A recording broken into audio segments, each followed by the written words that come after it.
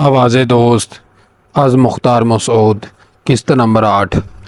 انسان نا شکر گزار، زود فراموش، فسادی اور زود رنج ہے۔ اس لیے ہدایت ہوئی کہ خدا کو یاد کرو اور اس کا شکر ادا کرو۔ خدا نے والدین کا شکر ادا کرنے کی بھی تاکید کی ہے، گویا عبادت میں کسی اور کا ذکر تک داخل ہو تو وہ شرک، اور شکر میں جتنے حصے دار بھی شامل ہوں وہ جائز۔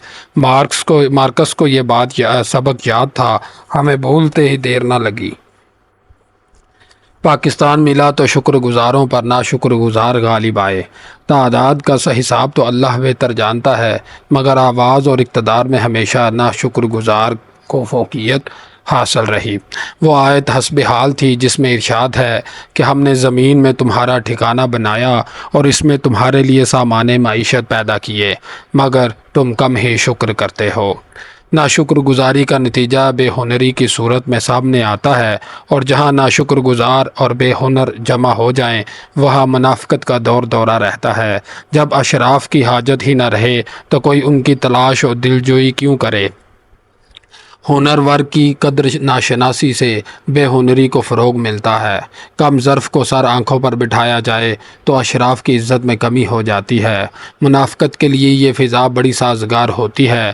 منافق کے دل میں کچھ ہوتا ہے اور زبان پر کچھ اور۔ وہ 2 قدم زبان کے ساتھ اٹھاتا ہے اور 4 قدم دل ہی دل میں پیچھے چلا جاتا ہے۔ جس قافلے میں ایسے مسافر شامل ہوں اسے نہ کبھی سمت ملی ہے اور نہ منزل۔ جہاں سے اسے آگے روانہ ہونا چاہیے وہاں سے وہ پسپائی اور رسوائی کی راہ پر نکل جاتا ہے۔ ایسے کارواں میں عبرت اور ذوق کی کمی اور بے کسی و بے دلی کی فراوانی ہوتی ہے، کیونکہ عبرت وہ پکڑتے ہیں جو شکر کرنا جانتے ہیں، ذوق ان میں ہوتا ہے جو شرف و ہنر رکھتے ہیں، تمنا ان کی جمع ہوتی ہے جو منافقت سے ناآشنا ہوں گے۔ اگر دل تشکر کی طرف نہیں آتا، دماغ ہنر کی طرف نہیں جاتا اور زبان حق کی طرف مائل نہیں ہوتی تو انسان نہیں رہتا بلکہ دشت و صحرا میں بدل جاتا ہے۔ جب چاروں طرف بے کراں دشت آدم ذات کی شکل میں پھیلے ہوں تو اس صورتحال کو قحط الرجال کہتے ہیں۔ جب آزادی ملی تو نقل مکانی کا مرحلہ بھی آیا۔ میرا کل اثاثہ ایک جناح کیپ، سیاہ شیروانی، علی گڑھ کٹ پاجامہ اور ایک آٹوگراف البم تھا۔ جناح کیپ ایک تحریک سے وابستگی کی علامت تھی۔ سیاہ شیروانی سے میں نے بچپن میں مساوات کا پہلا سبق سیکھا تھا۔ جامے کی تراش میں علی گڑھ کا سارا فیض شامل تھا۔ میری آٹوگراف البم البتہ اس جذبے کی مظہر تھی جو مجھے کشاں مادر درسگاہ سے مادر وطن کی طرف لے جا رہا تھا۔ پاکستان سے چھوٹی بڑی کتنی ہی امیدیں بندھی ہوئی تھیں۔ آٹوگراف البم کی رائے سے میں دل ہی دل میں خوش ہو رہا تھا کہ کیا کیا یکتا و یگانہ سمٹ کر اس ملک میں آ گیا ہے۔ ان میں کیا کیا ہنرور ہوگا اور کیسا کیسا سخنور۔ بر عظیم کی وسعتوں میں پھیلا ہوا فیض یہاں کریا اور گلی گلی عام ہوگا۔ چند روز اسی خوشی میں گزر گئے۔ وہ مصنف اور عالم جن کا نام صرف ان کی تصنیفات پر لکھا دیکھا تھا، وہ صحافی اور رہنما جنہیں صرف اخبار سے جانا جاتا تھا، وہ استاد جن کے صرف شاگردوں سے ملا تھا، اور وہ تاجر جن کی صرف مصنوعات کو خریدا تھا، اب بنفس نفیس نظر آنے لگے۔ صبح سیکریٹریٹ میں اردو کا سب سے بڑا افسانہ نگار ملا۔ دوپہر کتابوں کی سب سے بڑی دکان پر ایک بے بدل عالم سے ملاقات ہوئی۔ سپہر اور اورینٹ ایئرویز کے دفتر میں ایک نامور شاعر کو دیکھا۔ شام کافی ہاؤس میں ایک عظیم مصور سے ملے۔ رات کھانے پر ایک ایسے رہنما جن کی صرف تقریریں سنی تھی، ان کی باتیں سننے کا موقع ملا۔ اپنے شب و روز پر رشک آیا۔ شاید انہی شب و روز کو شب برات اور عید کہتے ہیں۔ مجھے یہ اندازہ ہی نہ تھا کہ ان لوگوں کے دن پھر جائیں گے اور دل بدل جائیں گے۔ شب و روز کبھی ایک سے نہیں رہتے۔ دیکھتے ہی دیکھتے آوے کا آوا بگڑ گیا، سب کچھ بدل گیا، سوچ، نظریں اور زندگی۔ صورتیں سایوں میں ڈھل گئیں اور سایہ اندھیروں میں ڈوب گئے۔ بہت سے اچھے آدمی بھی اچھے نہ رہے اور وہ چند اچھے آدمی جو بچ رہے تھے وہ روپوش ہو گئے۔ میں آٹوگراف البم لیے 25 برس ایک شخص کا تعاقب کرتا رہا۔ پہلی بار ان کا گھر ڈھونڈنے میں بڑی دقت پیش آئی۔ وہ ایک بوسیدہ اور بے نشان گھر کے جزوی قابض تھے، اور گھر پہنچ کر بھی یہ تلاش دشوار تھی کہ وہ اس کے کون سے حصے میں رہتے ہیں۔ وہ گھر پر موجود نہ تھے، بلکہ گھر الاٹ کرانے کے لیے متروکہ جائیداد کے دفتر کے باہر قطار میں کھڑے تھے۔ میں نے 5 سال ان کی آباد کاری کا انتظار کرنے کے بعد پھر ان کے گھر کا رخ کیا۔ ملاقات اب کی بار بھی نہ ہو سکی۔ میں ان کے گھر میں بیٹھا تھا اور وہ درآمد برآمد کے محکمے کی انتظار گاہ میں بیٹھے ہوئے تھے۔ 5 سال اور بیت گئے۔ میں ان کے یہاں پہنچا، مگر وہ گھر بدل چکے تھے۔ نیا گھر ایک اعلیٰ نو تعمیر رہائشی بستی میں تھا، نمونے میں نادر اور سجاوٹ بے مثال۔ گھر سامان اور افراد سے پر، مگر صاحب خانہ نادارد۔ معلوم ہوا کہ وہ کارخانے گئے ہوئے ہیں۔ میں نے ہمت نہ ہاری اور اپنے 5 سالہ منصوبے کے مطابق چوتھی بار ان کے یہاں جا پہنچا۔ معلوم ہوا کہ وہ عالمی سفر پر نکلے ہوئے ہیں۔ سفر کی نوعیت تجارت مع تفریح بیان کی گئی۔ وہ چمڑے کی تجارت کرتے تھے اور تفریح بھی کچھ اسی قسم کی ہوتی ہوگی۔ میں نہ معاش کی مصروفیت کا مخالف ہوں، نہ انہیں عظمت کی راہ کی رکاوٹ سمجھتا ہوں، مگر پھر بھی دل میں وسوسے سے اٹھے۔ میں نے انہیں دبا دیا اور دل کو معاشیات کا سبق پڑھانے بیٹھ گیا۔ حضرت آدم سے جناب ایڈم سمتھ تک، اور اس وقت سے تعین دم دولت اقوام اسی طرح چند لوگوں کی سوجھ بوجھ سے پیدا ہوتی ہے۔ یہ لوگ تو محسنین کے صف میں شامل کیے جانے کے لائق ہیں۔ ان کی لیاقت کی قدر کرو کہ تمہیں معاشی پستی سے نکال کر کارخانے کی چمنی کی طرح بلند کر دیا۔ جہاں خاک اڑتی تھی وہاں اب چمنیوں کا دھواں اڑتا ہے۔ دھوئیں کے یہ بادل جتنے سیاہ ہوں گے، ملک پر اتنا ہی ہن برسے گا۔ یہ لوگ ان کالے بادلوں میں اڑنے والے فرشتے ہیں، انہیں کچھ نہ کہو۔ دل ایسی باتوں سے کہاں بہلتا تھا، مگر میں نے اسے مزید 5 سال باتوں میں لگائے رکھا۔ بالآخر 5ویں کوشش بار آور ہوئی۔ وہ شخص مجھے مل گیا، مگر جو آئندہ یا بندہ کی کہاوت غلط نکلی۔ وہ ایک نیا شخص تھا۔ آزادی سے پہلے وہ انجمن حمایت اسلام کے جلسے میں حاضری کے لیے 1000 میل کا سفر تیسرے درجے میں کیا کرتا تھا۔ آج وہ اپنی ذات میں گم تھا اور ملک کے مسائل پر گفتگو کے لیے اس کے پاس کوئی وقت نہ تھا۔ میں انہیں گھیر کر بڑی مشکل سے اس موضوع کی طرف لایا تو پتہ چلا کہ ان کا تعلق اس ملک سے اب صرف اتنا رہ گیا ہے کہ انہوں نے اسے اپنے قیام کا اعزاز بخش رکھا ہے، حالانکہ ان کے لیے خدا کی دنیا وسیع ہے اور سوئٹزرلینڈ کے بینک بھی کھلے ہوئے ہیں۔ میں نے گزرے ہوئے زمانے کی طرف اشارہ کیا کہ شاید انہیں حیا آ جائے، مگر وہ بڑے فخر سے اپنی کامیابیوں کی فہرست سنانے لگے۔ فہرست بڑی طویل تھی: 3 بیوی، 4 کارخانہ، 10واں مقدمہ، 20ویں کمپنی۔ میں خاموشی سے سنتا رہا، مگر جب اس نے نئے پاسپورٹ اور دوسری شہریت کا ذکر کیا تو مجھے سکتہ سا ہو گیا۔ جو ہی میرے ہوش بجا ہوئے، میں نے جیب میں ہاتھ ڈال کر آٹوگراف البم کو مضبوطی سے پکڑ لیا، تاکہ کہیں ایسا نہ ہو کہ وہ خود بخود جیب سے باہر آ جائے اور وہ اس پر دستخط کر دے۔ اب مجھے یہ دستخط درکار نہ تھے۔ چلتے وقت میں نے اپنا ہاتھ بھی جیب سے باہر نہ نکالا۔ انہیں یہ بات نہ عجیب لگی اور نہ ناگوار، کیونکہ اب وہ مسافے کو رجت پسندی کی علامت سمجھتے ہیں۔ ایک بار کسی نے اعتراض کیا کہ مسلمان یوں ہی قحط الرجال کا رونا روتے ہیں۔ سقوط بغداد کے بعد یہ ان کی عادت بن چکی ہے۔ وہ ہاتھ پر ہاتھ دھرے مہدی آخر الزماں کے انتظار میں بیٹھے رہتے ہیں۔ اگر کوئی کام کرنا چاہے تو کرنے نہیں دیتے، بولنا چاہے تو سنتے نہیں، لکھنا چاہے تو پڑھتے نہیں۔ اگر کوئی رہنمائی کرے تو لوگ غالب کی طرح اس کے پرزے اڑا دیتے ہیں۔ یہ لیڈر کے پیچھے چلنے کے بجائے لیڈر کے پیچھے پڑ جاتے ہیں۔ ہندوؤں کو دیکھو، وہ کتنے فرزانے ہیں، اپنے ہر رہنما کا اواتار اور مہاتما بنا لیتے ہیں۔ ایک صاحب دل نے اس اعتراض کا یوں جواب دیا کہ ہندو کا دیوتا بے حس و حرکت بت، ان کی دھرتی ماتا پامال، ان کی گاؤں ماتا بے زبان، وہ ہر حال میں اپنے لیڈر کو جو انسان ہوتا ہے ان سے بہتر پاتے ہیں، اس لیے بے پایاں عقیدت کا اظہار کرتے ہیں۔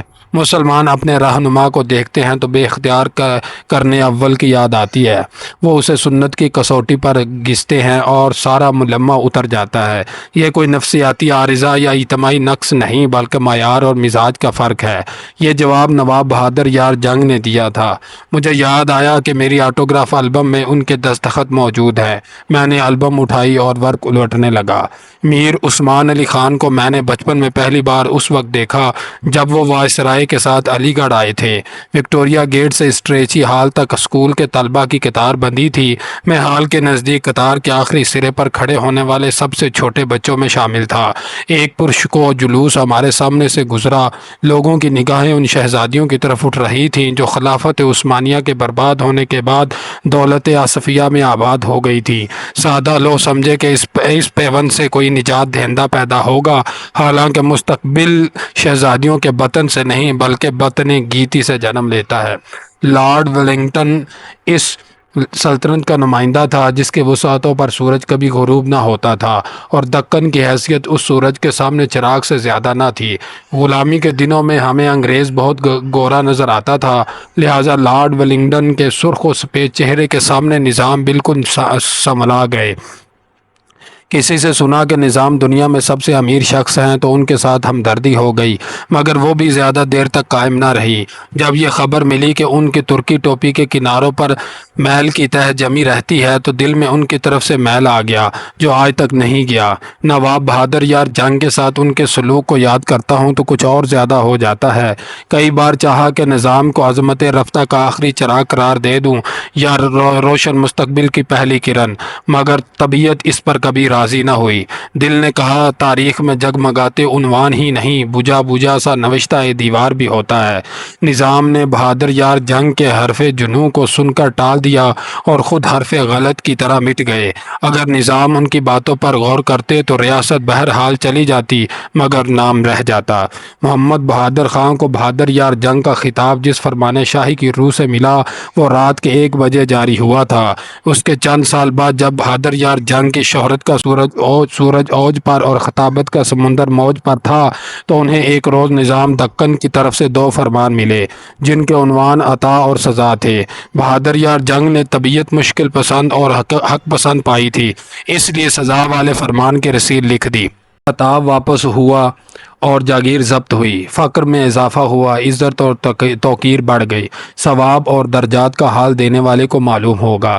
خطاب کی واپسی میں بہادر یار جنگ کو خسارے کی بجائے سراسر نفع ہوا، کیونکہ اس طرح ان کا اصلی نام انہیں واپس مل گیا، جس میں حضور اکرم صلی اللہ علیہ وآلہ وسلم کا نام بھی شامل ہے۔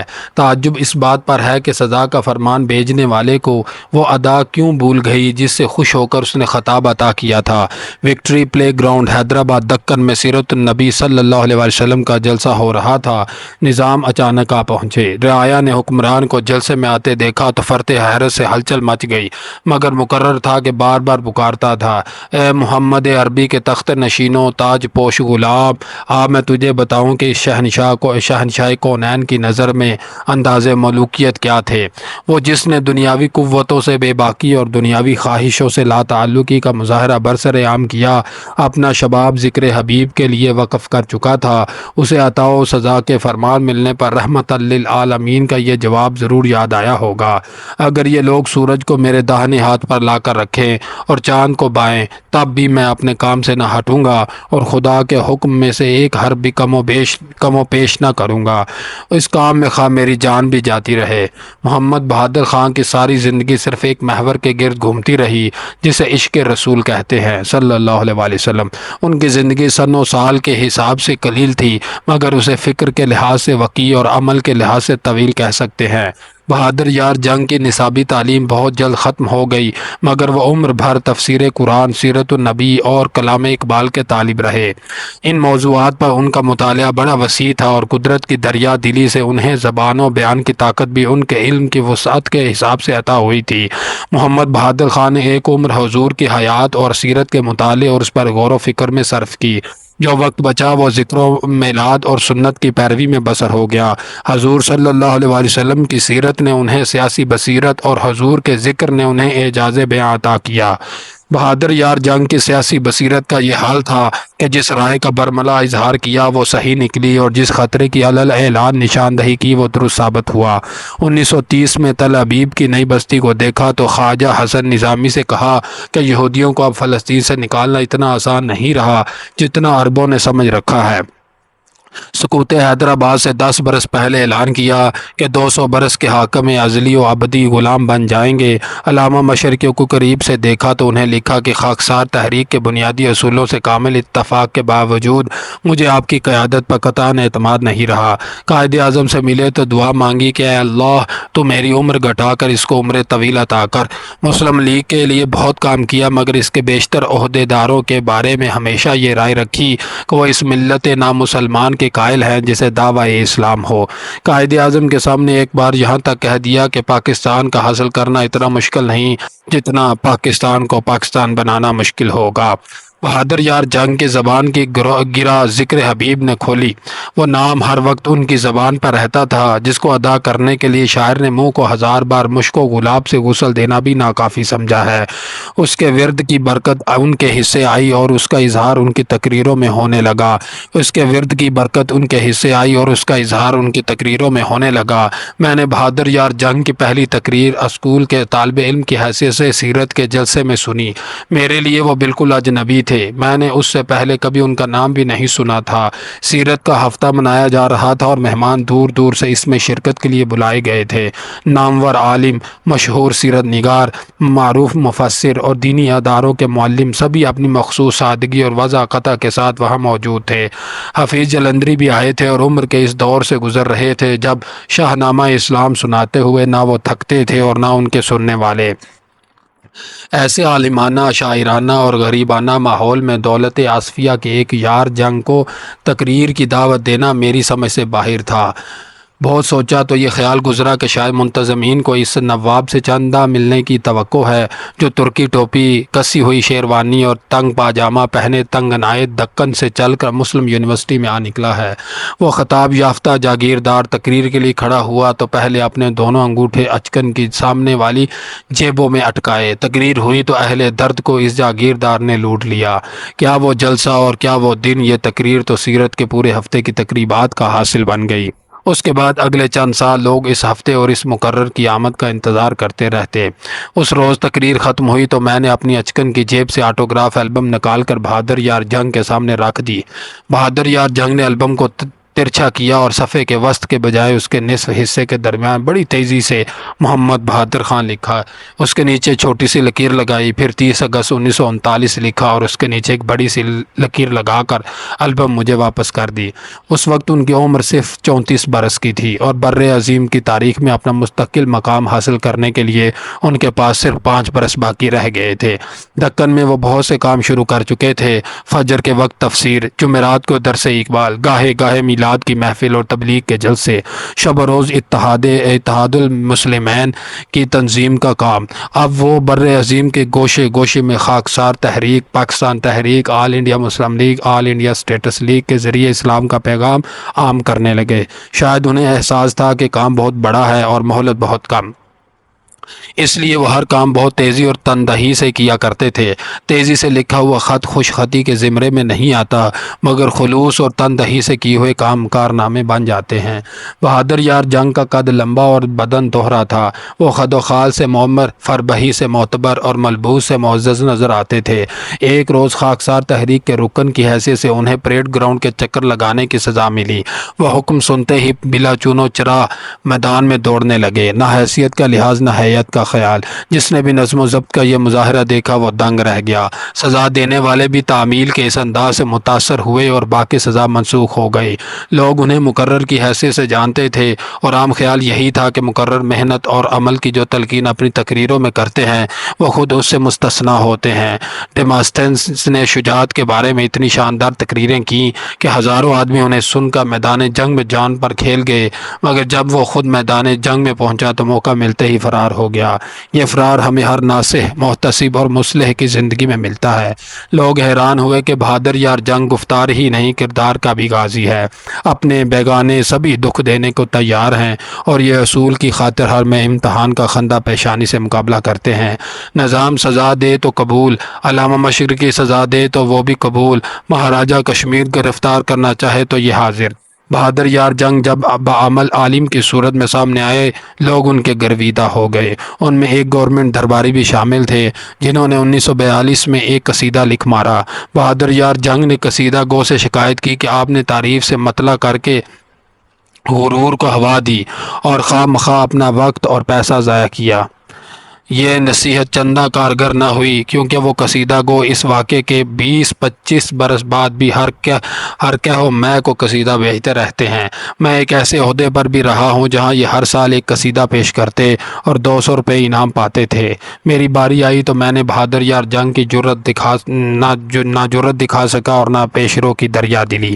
میں نے انہیں مایوس کرنے کے لیے فائل پر لکھا کہ اس کام کے لیے صرف 200 روپے دیے جا سکتے ہیں۔ خیال تھا وہ انکار کر دیں گے اور یہ سلسلہ بند ہو جائے گا، مگر انہوں نے عطیہ قبول کیا اور رسید کے طور پر بھی ایک قصیدہ کہہ ڈالا۔ مجھے ان کی ثابت قدمی سے زیادہ حیرت برٹش راج کی پیش بینی پر ہوئی، جس نے اس ہونہار بروا کو اوائل جوانی میں ہی شناخت کر لیا اور گورنمنٹ درباری اور کرسی نشین کے اعزازات عطا کیے۔ بہادر یار جنگ کو جب ایک بار عہدے کی پیشکش ہوئی تو کہا، مجھے کرسی وزارت پر بیٹھ کر امور مملکت پر غور کرنے کے لیے نہیں، بلکہ گرد کوچہ و بازار بن کر قلوب کی دنیا میں طوفان برپا کرنے کے لیے پیدا کیا گیا ہے۔ بہادر یار جنگ نے یہ طوفان اپنی تقریروں سے اٹھایا تھا اور اتنے سال گزرنے کے باوجود اس طوفان کی ایک لہر آج بھی میرے دل میں موجزن ہے۔ میں نے انہیں کئی بار سنا تھا، ان کی تقریر کبھی آتش فشاں ہوتی اور کبھی آبشار۔ بعض تقریروں میں یہ دونوں صورتیں جمع ہو جاتی۔ وہ تقریریں جن میں بر عظیم کی آزادی اور پاکستان کا مطالبہ ہوتا یا فکر و عمل اور سرفروشی و جاں بازی کی تلقین ہوتی، بالکل آتش فشاں کی مانند ہوتی، آگ اور حرارت کا سیل بے پناہ جو ہر مقابل پر حاوی ہو جائے اور ہر رکاوٹ پر غالب آ جائے۔ جو تقریر اسوہ رسول صلی اللہ علیہ وآلہ وسلم، مسلمانوں کی نامسلمانی، ایمان کی کمزوری، اتحاد کی کمی، فکر صحیح سے محرومی اور راہ حق سے انحراف کے بارے میں ہوتی، وہ ایسے آبشار کی طرح تھی جو یہ کہتے ہوئے نیچے گر رہا ہو کہ اچھا تم میری سطح تک بلند نہیں ہوتے تو لو میں بلندیوں سے اتر کر تمہاری کشتے ویراں کو سیراب کرتا ہوں۔ عام طور پر جذباتی تقریریں جب احاطہ تحریر میں لائی جاتی ہیں تو وہ بہت معمولی لگتی ہیں۔ کسی واقعہ یا حادثے کی نسبت سے کی ہوئی دھواں دار تقریر پر جب کچھ وقت بیت جائے اور اسے پڑھنے والا ذہنی طور پر اس لمحے سے بہت دور ہو جائے جو سامعین کو میسر تھا، تو ایسی تقریر بجھی ہوئی آگ کے دھوئیں سے زیادہ حیثیت نہیں رکھتی۔ یوں بھی مقرر کی ذات، صفات، انداز اور آہنگ سے تقریر میں تاثر پیدا ہوتا ہے، اور تحریر میں ان کی غیر موجودگی سے جو کمی واقع ہوتی ہے وہ وقت کے ساتھ بڑھتی چلی جاتی ہے، یہاں تک کہ ایک مدت گزرنے کے بعد تقریر پڑھنے کی چیز ہی نہیں رہتی۔ جو تقریر اس اصول سے مستثنیٰ ہو اسے کلاسک میں جگہ مل جاتی ہے۔ ایک دوست نے جو یہ رائے سنی تو پوچھنے لگے کہ یہ جو ہم تم بہادر یار جنگ کے جلسوں میں پروانہ وار جاتے اور ان کی تقریروں پر دیوانہ وار سر دھنتے، وہ کہاں تک جائز تھا؟ کہیں ایسا تو نہیں کہ ہم ایک لمحے کے جادو اور ایک یادداشت کے فریم میں آ کر یہ کہہ دیتے ہیں کہ بہادر یار جنگ سا مقرر نہ دیکھا نہ سنا۔ میرے یہ دوست عمر کے اس حصے اور عہدے کے اس درجے پر ہیں جہاں سوچ کی نہج بدل جاتی ہے اور سارا ماضی مشتبہ اور مشکوک نظر آتا ہے۔ میں نے ان سے وعدہ کیا کہ بہادر یار جنگ کی ایک مشہور تقریر کا تجزیہ کروں گا تاکہ ان کی تسلی ہو جائے۔ بہادر یار جنگ نے اپنے خطوں کی نقلیں محفوظ رکھیں، مگر ان کی تقریروں کا کوئی مجموعہ نہیں ملتا۔ ان کی صرف 2-4 تقریریں محفوظ ہیں اور ان میں وہ تقریر بھی شامل ہے جو 26 دسمبر 1943 کو آل انڈیا مسلم لیگ کے اجلاس کے موقع پر کراچی میں کی گئی تھی۔ یہ بلا شبہ ان کی نہایت کامیاب سیاسی تقریر ہے۔ میں نے اسی تقریر کا تجزیہ اپنے دوست کو پیش کیا تاکہ وہ اپنے ماضی سے اتفاق رائے کر لیں۔ بہادر یار جنگ نے یہ تقریر مسلم لیگ کے سالانہ اجلاس کے آخری روز کی تھی۔ یہ اس اجلاس کی آخری تقریر ہوگی۔ اس کے بعد سال بھر تک ایسا موقع نہ آئے گا اور کسی خبر دی کہ اس وقت یہ مقرر وقت موجود نہ ہوگا۔ تقریر کے انداز سے معلوم ہوتا ہے کہ وہ اس دم کو غنیمت جان کر بول رہے ہیں اور ذرا دیر میں برخاست ہونے والے اجلاس کے سامعین سے دل کھول کر ایسی باتیں کرنا چاہتے ہیں جن کا تاثر اگلے اجلاس تک ہی نہیں بلکہ مستقبل اور مسلسل ہو۔